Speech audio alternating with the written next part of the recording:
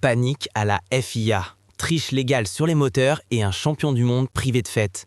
Bienvenue en 2026, la guerre est déclarée avant même le premier tour de roue. Salut à tous et bienvenue sur Grid F1, nous sommes le 12 janvier 2026 à exactement 43 jours du Grand Prix d'Australie et l'actualité brûle déjà. Si vous pensiez que l'intersaison serait calme, détrompez-vous car ce qui se joue aujourd'hui en coulisses pourrait bien décider du sort du championnat avant même qu'il ne commence. L'information majeure du jour, c'est cette réunion de crise convoquée en urgence par la FIA. La tension est à son paroxysme entre les motoristes.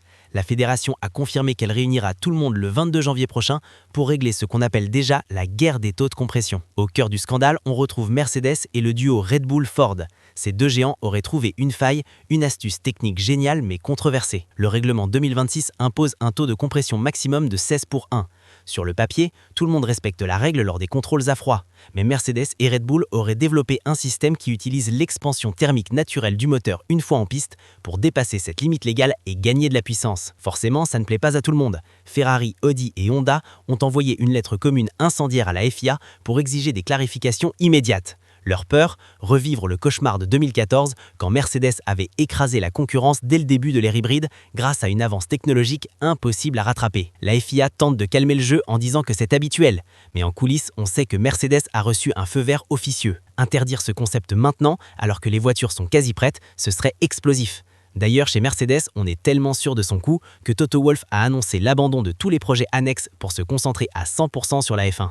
L'objectif est clair, revenir au sommet. Pendant ce temps, chez Red Bull, l'ambiance est paradoxalement plus prudente. Laurent Mekies a tenu à tempérer les attentes en rappelant que le premier moteur maison de Red Bull Powertrains ne sera pas une fusée dès le premier jour. Une prudence partagée par Honda, futur partenaire d'Aston Martin, qui demande de la patience. Mais la vraie surprise du jour nous vient de Woking. McLaren a confirmé qu'il n'y aura aucune parade publique pour célébrer le titre de champion du monde de Lando Norris. Contrairement à Mika Häkkinen en 98, Norris ne défilera pas dans les rues.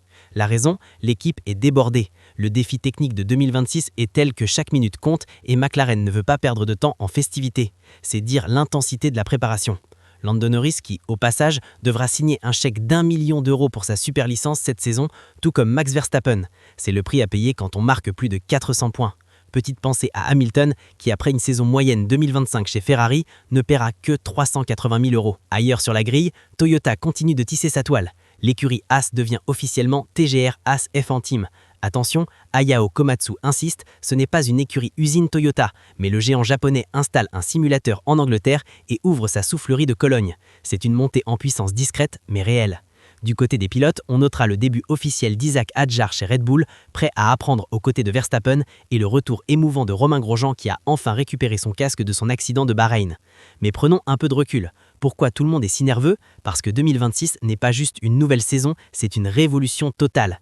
Les voitures seront plus courtes, plus étroites, un peu plus légères, mais surtout la motorisation change tout, avec une répartition 50-50 entre électrique et thermique. Et le détail qui tue, les départs. Fini l'assistance du MGUK sur les 50 premiers mètres. Les pilotes devront gérer l'embrayage à la pure technique, sans filet de sécurité électronique. Ça promet des départs chaotiques et spectaculaires. Enfin, une dernière info un peu trouble pour finir. Niels Wittich, l'ancien directeur de course, affirme avoir été viré par la FIA sans aucune explication. Une nouvelle polémique qui écorne encore l'image de la fédération à l'aube de cette nouvelle ère.